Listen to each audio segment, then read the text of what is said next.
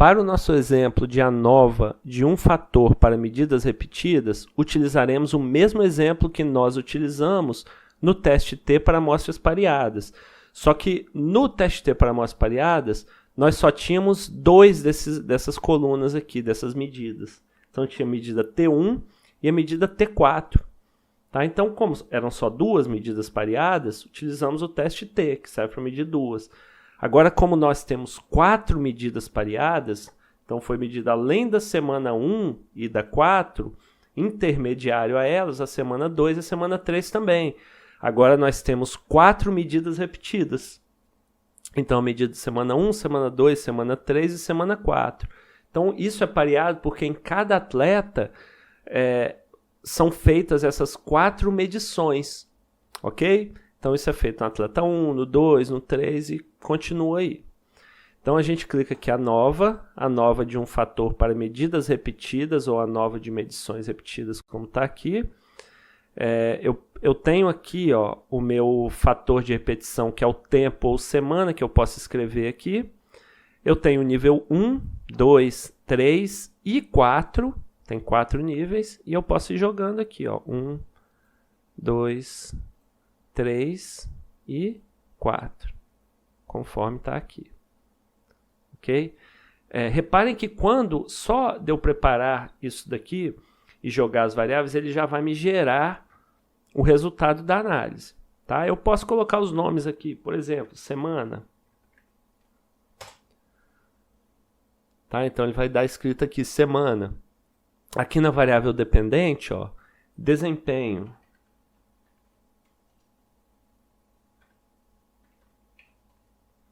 Desempenho. Tá? E eu posso até alterar esses nomes aqui, nível 1, nível 2, para semana 1, semana 2, mas eu não vou fazer isso não. Tá? Façam aí se precisarem. Aqui nessa aba modelo, ele já jogou semana, temos modelo semana, tá certo, a gente não precisa mexer em nada. Uma coisa que ele não fez foi a verificação dos pressupostos. Tá? Então nós temos, nesse caso de ANOVA de medidas repetidas, a gente tem o teste de normalidade a fazer. Então tem a premissa de normalidade, que infelizmente esse programa não faz diretamente. A gente tem que calcular os resíduos, por exemplo, no Excel, retornar os resíduos para aqui, lá no botão exploração, fazer o teste Shapiro-Wilk. Tá? Então, eu não vou entrar nesse detalhe aqui. Então, a gente vai assumir que os dados se ajustam à distribuição normal.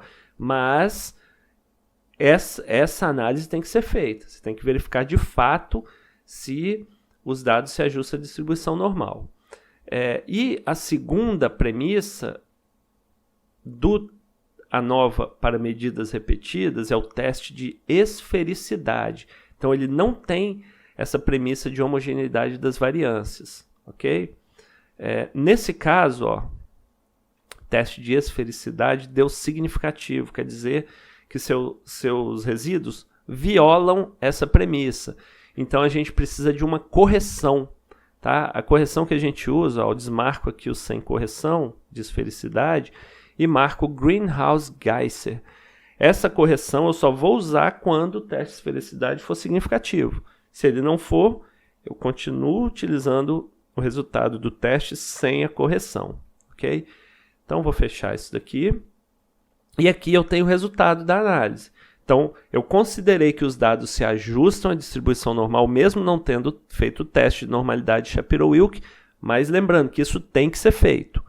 E eu fiz o teste de esfericidade, o teste W de Malk, e ele deu significativo, quer dizer que essa premissa foi violada e nós precisamos de uma correção, que a selecionada foi Greenhouse-Geiser. Então aqui ele deu grau de liberdade, soma de quadro, o valor da estatística, tá? O F, os graus de liberdade e o valor de P. Vamos escolher aqui o tamanho de efeito também. Tá? Pode ser que, por exemplo, eta quadrado generalizado, eta quadrado ou eta quadrado parcial. Tá? Então essas aqui são medidas de tamanho de efeito.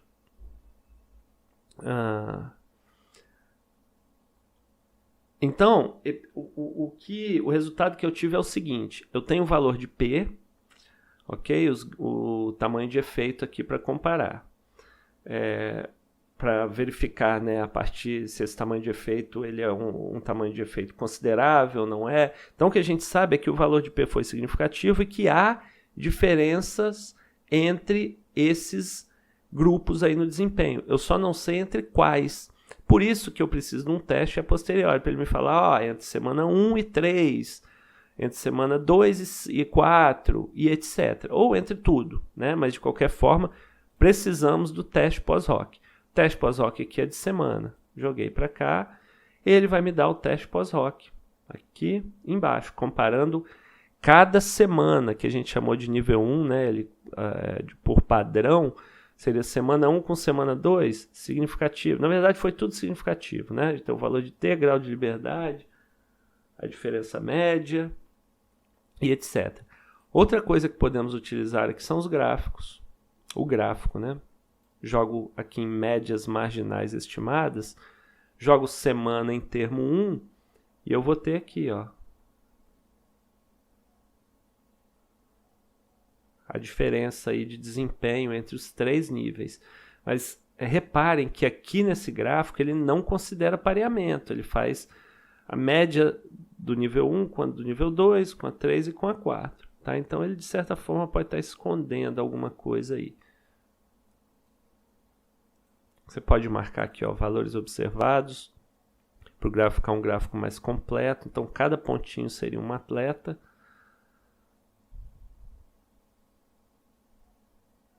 E caso você tenha feito o teste de normalidade, então finalizando a análise aqui, ok? Então caso você tenha feito um teste de normalidade e os dados, os resíduos não se ajustaram à normalidade, você tem a possibilidade de transformar esses dados ou fazer um teste de Friedman, que é um teste de ANOVA, né? É como se fosse uma ANOVA para medidas repetidas, não paramétrico. Então seria esse daqui, ó. Aí você jogaria aqui essas medidas repetidas e ele faria aqui as comparações ao valor de P, grau de liberdade, o Q quadrado, que é a estatística que ele usa. Ele faz também o teste a posteriori de comparação múltipla, comparando todo mundo. Faz a estatística descritiva, faz os gráficos com média ou mediana, ok? Então é uma possibilidade também.